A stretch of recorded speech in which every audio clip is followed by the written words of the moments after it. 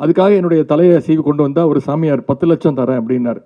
இன்னொரு சாமியார் அதுக்கு போட்டி போட்டுட்டு உதயநிதி தலையை சீவி கொண்டு வந்தால் நான் 10 லட்சம் இல்லை 1 கோடி தரேன் அப்படின்னு என்னுடைய தலைக்கு விலை பேசினாங்க. உடனே மன்னிப்பு கேட்க சொன்னாங்க. நான் சொன்னேன் மன்னிப்பு கேட்க முடியாது, நீங்கள் யாரை வேணால் போய் பார்த்துக்கோ, எந்த கோர்ட்டுக்கு வேணா போ, எந்த வழக்கையும் சந்திக்க நான் தயார், நான் பேசினதில் எந்த தப்பும் கிடையாது அப்படின்னு சொன்னேன். ஆனால் அதையும் திரிச்சு நான் ஒரு இனப்படுகொலையை தூண்டி விட்டுட்டேன், ஒரு ஜெனோசைடை கிளப்பி விட்டுட்டேன் அப்படின்னு என் மேலேயே பொய் செய்தி பரப்புனாங்க. என்னுடைய பேச்சை திரிச்சு நான் சொல்லாத விஷயத்த சொன்னேன்னு ஒரு கும்பல் நாடு முழுக்க அந்த வதந்தியை பரப்புச்சு. எனக்கே இந்த பிரச்சனை நடந்துச்சு. ஒரு 3 வருடங்களுக்கு முன்பு நான் ஒரு நிகழ்ச்சியில் கலந்துக்கிட்டேன். அந்த நிகழ்ச்சியில் நான் பேசினது, பிறப்பால் யாரும் உயர்ந்தவர் தாழ்ந்தவர் கிடையாது, பிறப்பால் ஏற்றத்தாழ்வு கிடையாது, அப்படி ஒன்று இருந்துச்சுன்னா அதை ஒழிச்சு கட்டணும் அப்படின்னு பேசினேன். ஆனால் அதையும் திரிச்சு நான் ஒரு இனப்படுகொலையை தூண்டி விட்டுட்டேன், ஒரு ஜெனோசைடை கிளப்பி விட்டுட்டேன் அப்படின்னு என் மேலேயே பொய் செய்தி பரப்புனாங்க. என்னுடைய பேச்சை திரிச்சு நான் சொல்லாத விஷயத்த சொன்னேன்னு ஒரு கும்பல் நாடு முழுக்க அந்த வதந்தியை பரப்புச்சு. அதுக்காக என்னுடைய தலையை சீவி கொண்டு வந்தால் ஒரு சாமியார் 10 லட்சம் தரேன் அப்படின்னாரு. இன்னொரு சாமியார் அதுக்கு போட்டி போட்டுட்டு உதயநிதி தலையை சீவி கொண்டு வந்தால் நான் 10 லட்சம் இல்லை 1 கோடி தரேன் அப்படின்னு என்னுடைய தலைக்கு விலை பேசினாங்க. உடனே மன்னிப்பு கேட்க சொன்னாங்க. நான் சொன்னேன் மன்னிப்பு கேட்க முடியாது, நீங்கள் யாரை வேணால் போய் பார்த்துக்கோ, எந்த கோர்ட்டுக்கு வேணா போ, எந்த வழக்கையும் சந்திக்க நான் தயார், நான் பேசினதில் எந்த தப்பும் கிடையாது அப்படின்னு சொன்னேன். மற்ற மாநிலங்கள் போல தமிழ்நாடு எதையும் உடனே நம்பாது என்பதற்கு இங்கே வந்திருக்கக்கூடிய மாணவ செல்வங்கள் நீங்கள் தான் அதற்கு சாட்சி. இதற்கு மிக மிக முக்கிய காரணம் என்னன்னா, இது தந்தை பெரியார் அவர்களால் பண்படுத்தப்பட்ட மண்.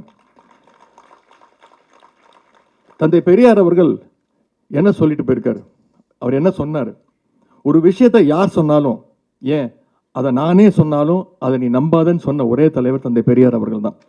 தலைவர்கள்லாம் என்ன சொல்லுவாங்க, பொய்யான விஷயத்தை கூட சொல்லி இதை நீங்கள் நம்பணும் அப்படின்னு சொல்லுவாங்க. ஆனால் தந்தை பெரியார் அவர்கள் ஒரு பொய்யான விஷயத்தை யார் சொன்னாலும், ஏன் அதை நானே சொன்னாலும் நம்பாதன்னு சொன்ன ஒரே தலைவர் தந்தை பெரியார் அவர்கள். தந்தை பெரியார் அவர்கள் இன்னொன்று சொன்னார், உன்னுடைய பகுத்தறிவுக்கும் புத்திக்கும் எது சரின்னு பட்டுதோ அதை மட்டும் நீ ஏற்றுக்கோ, இல்லைன்னா ஏன் எதுக்குன்னு எதிர்த்து கேள்வி கேளுன்னு சொன்னவர் தந்தை பெரியார் அவர்கள்.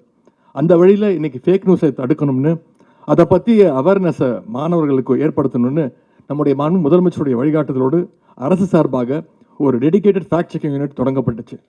இன்னைக்கு தமிழ்நாடு ஃபேக்ட் செக்கிங் யூனிட் செயல்படுகின்ற வேகத்தை பார்த்து ஃபேக் நியூஸ் பரப்புகிற கும்பல் இன்னைக்கு சிலர் பதற்றம் அடைஞ்சிட்டு இருக்காங்க. கடந்த ஆண்டுகளை விட சமீப காலமாக ஃபேக் நியூஸ் பரவுறது தமிழ்நாட்டில் இன்னைக்கு மிகவும் குறைஞ்சிட்டு இருக்கு. அது அடியோடு நிப்பாட்டப்படணும். அதுக்கு ஃபேக்ட் செக் யூனிட்டுக்கு என்னுடைய பாராட்டுக்கள், என்னுடைய வாழ்த்துக்களை உங்கள் சார்பாக தெரிவிச்சுக்கிறேன்.